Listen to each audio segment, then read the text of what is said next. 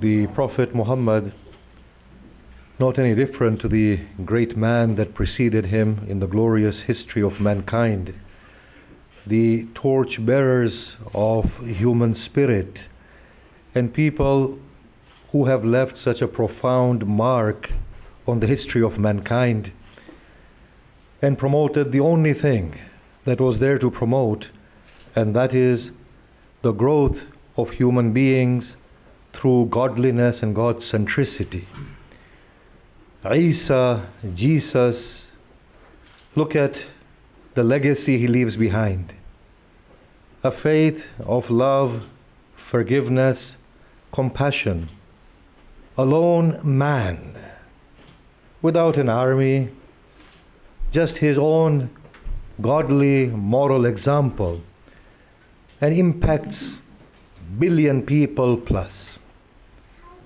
Abraham, Moses, Buddha, Ram, all these are the faces of the same godly human truth, the truth that lives deep within us.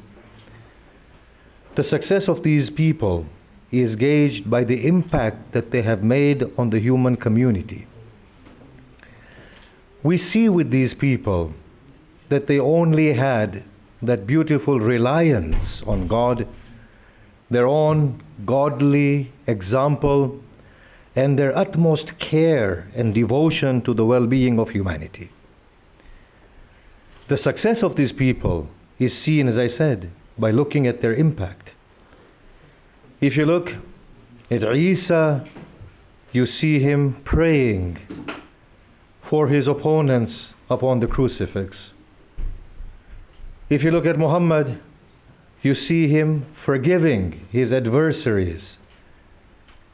At the height of power, he declares, in a context that was previously one of exploitation, immorality, Arab supremacy, inferiority of women and slaves, the preference of white over black. He states at that point, as of this day, all of you are one and the same in the eyes of God. There is no preference of white over black, nor man over woman, nor a free man over a slave, nor a rich over poor, nor a learned over ignorant, nor a believer of one faith over another. How profound are these people? When the Prophet came to the community, as we have heard, they can be described as barbaric people, burying their daughters, rejoicing in human tragedy, warring factions, superstitious, having no confidence in their own abilities, people confined to the sands of Arabia, people not knowing value and worth of human life, people who could not read or write, people who rejoiced in spilling of blood. When he leaves, these beast-like men were transformed into finest creatures that region had ever observed. And that too at the loss. The whole of the missionary role witnessed the loss of only 300 plus people. From barbarians to godly people, from illiterate, from people who had no education, to people who create for us the modern scientific method of data collection and evaluation. From people confined to Arabia to the great explorers. From people who had no worth in themselves to people who contribute to a glorious civilization. What this prophet did, and those great men before him, who were the reflection of the same truth, was they brought humanity back to the basics of believing in God and making God a center of their lives. Not a God that is promoted through the variety of theology that we have today, but the God of Abraham, of Buddha, of Moses, of Isa. That God. Today's God holds the Muslim superior to a Christian, allows the Christians to conduct crusades and to kill the Muslims, allows the Jews to kill the Palestinians in the name of God, allows the Hindus to uphold the supremacy of certain castes over others, allows the Buddhists, the most peaceful people, to kill the Muslims. This is today's God and today's theology. I talk of the God of Isa. I talk of God of Musa. I talk of God of Muhammad. I talk of God of Buddha. I talk of God of Ram. A God who is colorless. A God who is religionless. A God who is distinctionless. And yet at once, He is the author of all distinctions, of all variety, of all plurality, the author of white and black, in a way that white represents the beauty of black and black conveys the beauty of white. I talk of that God, the author of plurality, and the one found in the variety of color, variety of language, variety of religion, variety of gender, variety of status. At once free of all and transcendent of all, and at once involved in all and one with all. That God was the God that they introduced within mankind, that mankind found rest with. It allowed mankind to evolve. It liberated them of their restrictions. It brought godliness to them. It made them colorless yet colorful, religionless yet people with religion. The only difference was their religions were godly religions. You see the example that Sheikh Kusuri gave to us, that he insisted that the Christians ought to pray in his mosque. Do you know why he did this? He said, this mosque is a prayer of worship of my beloved. It is not my place that I should dictate who prays in there. A Christian prays to the same God, like a child talks to the same mother in his own way. And the mother does not distinguish between one and the other. Similarly, how can God, the creator of the beauty of mother, be anything less than a mother in his own affection to his own creatures? Is it possible, Muhammad taught, that just because you call Allah God, He is any less a lover of yours and any less a God of yours than if you were to call Him Allah? He taught, call Him Allah, call Him Rahman, call Him any name. All names are ultimately His names. The faith that these people gave allowed their people to transcend limitations. And that is why we find the most godly era in mankind came immediately in the surroundings of the prophets that were supplying them with the message. What happens after that is me and you take the ownership of their message, and in their name we introduce our human insecurities and biases within their godly messages, and we make them what they have become today. I take pride in saying I'm not a Muslim or a Christian or a Jew or a Hindu or a Buddhist. Call me by any of those religions. But if you find me a decent human being, then I will take pride in that. For that is what these great men have taught. The Prophet's teachings were not exclusivist teachings, nor inclusivists. You see, theology has been categorized into these nonsensical terms where theology doesn't belong. It's either exclusivist, that my religion is the right one, yours is wrong. This is an ungodly statement. Or they are either inclusivist, which is a statement of arrogance, that my religion allows for your success. How dare anyone have that arrogance to say, oh man, me and you are upon a speck of dust in this vast universe. Do you know this? In our own galaxy, the earth is not found. We don't even know where we are. Upon this speck of dust, there are 7 billion equal microbes here that are fighting in the name of God for the truth. God must be laughing or lamenting at our state and saying, what's this there are? Do they not look above them? I have created endless galaxies and they're on a little speck of dust trying to fight over my name. Is this how human life is being wasted? Seriously? This is not what the prophets taught. They did not talk about exclusivism nor inclusivism. They were truly, in the truest sense, pluralists. The Prophet taught that he who does good shall have good. He who does evil shall have evil. There is no other distinction. He says you are either godly or you're ungodly. And you can't be otherwise. If you're a Muslim, you're ungodly, then there's no distinction between you and an ungodly person. Your designation of Islam does not mean anything. This is what the Prophet teaches in the Quran. Look at the excellent way in which this man was, and all other great men that went before him. He taught, he said, we believe in everything revealed unto us. And he said to the Christians and the Jews, we believe in everything revealed unto you.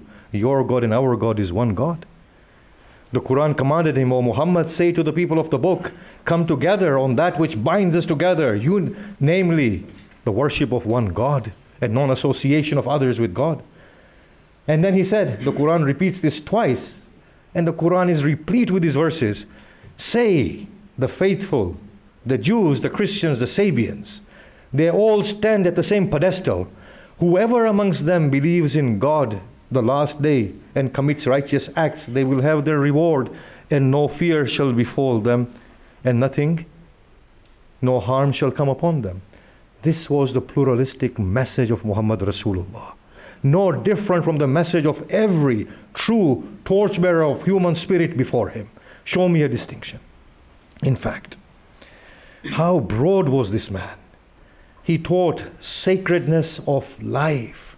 Find me one verse of the Quran out within its own context that ordains to an act which is inhumane. For me, it doesn't matter whether a person calls himself Muslim, Christian, secularist, religious. If they are not abiding by human values, then they are wrong.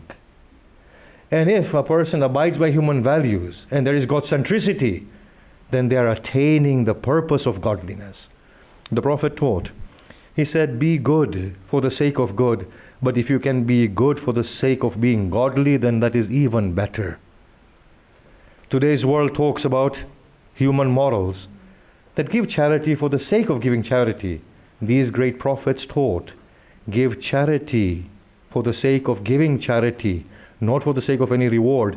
But if you can, then prefer the other over you in order to become God-like. Become godly within yourself and spread this godliness. He taught the sacredness of life. He liberated people. One of the most universal verses of the Quran is like Raha fid Din. There is no compulsion within religion. And how can there be compulsion in religion? How can there ever be compulsion in religion? Why doesn't the Muslim mind understand this? He taught about the truth beyond religion. Islam, the word in the Quran, has never been used favorably to depict a formalized faith. Do you know this? Islam within the Quran has always been used in the context of Abraham, Jesus, Moses, David, Sulaiman, Yaqub, Joseph, to mean sincere surrender to that principle of beauty known as God. That's how Islam has been used in the Quran in a favorable sense. It's been used to depict a formal religion, and Allah has frowned upon it in 2 instances. The word Islam does not mean what me and you have understood in any case. Just as I will say to my dear brother Christians and the Jews, your religions don't mean what you have understood. It's far beyond that. Muhammad did not become an end in himself. He said, I am a mere means on my own journey to godliness. It's your relationship with God.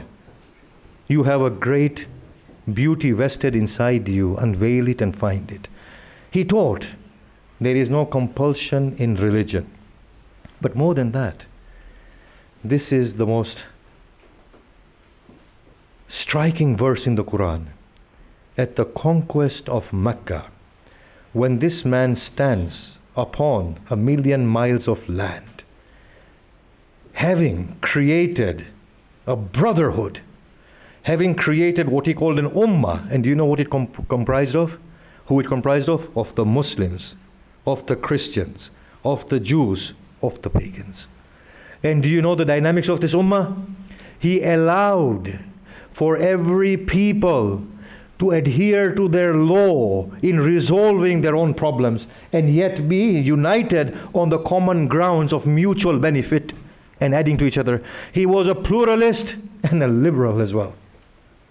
This man stands in Mecca at the height of glory, but is uncorrupted. Born into poverty and as an orphan, he stands as a poor man. Now, he recites this verse. Think about this verse, O Muslims, O Christians, Jews, whoever you want to call yourselves. May God make us beyond and above and transcend these designations that are so limiting. He recited this verse. O people, we have created you of a man and of a woman. We have made you into tribes and nations, so that by mutual interaction, you may begin to realize that the best among you is one who is most God conscious of you. He puts aside differences of religion altogether. The address is to mankind as a whole. My 20 minutes are up, so I'm going to finish and begin to conclude, even though I know you don't want me to sit down. Why would you have to laugh at that point? You could have at least just nodded your heads and let me feel happy about it. But anyway, the truth has to come out because you're truthful people. Even at the peak of battle, the Orientalists write that he came to a people who were undisciplined. Even in battle, when the sound of prayer was called, they would stand in rows and worship Allah. He brought discipline into undisciplined people, even within the battlefield. Even at the peak of rage, this man did not move away from his lofty, godly morals. In the Battle of Badr,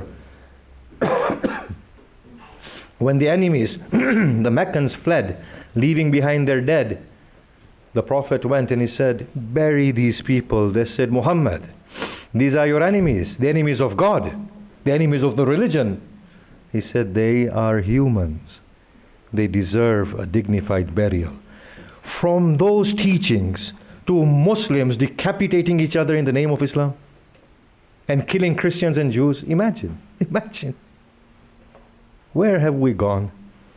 Now, I will conclude with one thing that I find in the Book of God. And I invite you all to think into this very carefully, regardless of our persuasions and backgrounds. You will find that the Quran talks of a very different story of truth to the one that we are acquainted with from our cradles and indoctrination. The Quran states, religion has always ever been one religion. The religion in which there is God-human centricity that brings about the best in humanity. And there is collective destiny. That's the only religion. That is what the Quran speaks of. The Quran says there's always only been one revelation. And then it states to us, and this stands to reason, that that same religion has been expressed differently in different contexts. And the same revelation has been received differently in different contexts. If you want to look at Islam, then Judaism, Christianity, Islam, they are all Islam. If you want to look at the revelation, then Torah, Injil, Quran, they are one revelation. Look at the Quran very closely and you will find this truth, a salient truth. There is only one truth. It's the human, godly truth. We are one family, one blood, one soul, one people. It's a shame today the world talks about tolerating the other. How nonsensical is this? It's not a question of tolerating the other. It's not even a question of accepting the other. It's a question of appreciating the other. For the other is a reflection of my own being in his or her context. And he is displaying the gems of godliness through which I take pride. That is the absolute truth. The Prophet Muhammad left his community at a pedestal that if we witness the history of Jerusalem, whenever the Muslims have occupied Jerusalem, historically, as I say, I don't take pride in being a Muslim or a Christian or a Jew or anything, but this is a historical fact, that whenever the Muslims occupied Jerusalem, Christians and the Jews flourished. When the Christians occupied Jerusalem, obviously the other two were persecuted, and whenever the Jews occupied Jerusalem, we can see what is happening. I dare say if the Muslims were to occupy Jerusalem today, they might do the same as what others are doing as well, because we've all moved away from the lofty pedestals of the great masters and the torchbearers of the human spirit. I will invite us here at this point to look within ourselves and to do justice to these great men of history who are no less than our fathers and mothers. Bid you all peace. May Allah, God, be with us all. Thank you.